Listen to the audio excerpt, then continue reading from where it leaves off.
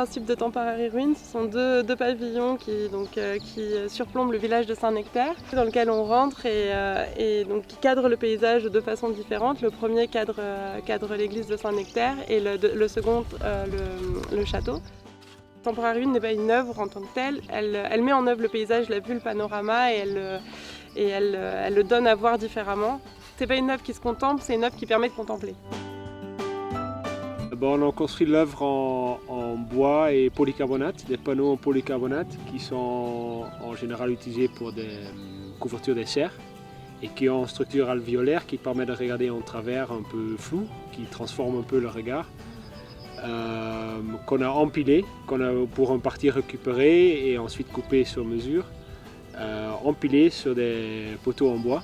Et finalement dans l'adaptation du terrain, on a choisi l'endroit où on avait une vue le plus plongeante, où on avait l'impression d'être le plus dedans.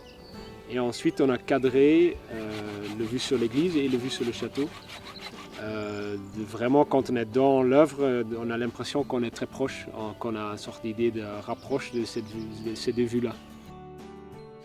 Et au-delà de tout ça, et en fait, c'est quelque chose dont on a pris vraiment conscience pendant l'installation et pendant toute cette semaine, c'est la vie que vont avoir ces ruines dans le paysage, c'est-à-dire qu'elles vont siffler quand il y aura du vent, elles vont être le refuge de millions d'insectes pendant ces 3 mois, et donc elles vont vraiment s'intégrer et vivre avec le champ, avec le paysage, avec les visiteurs, etc.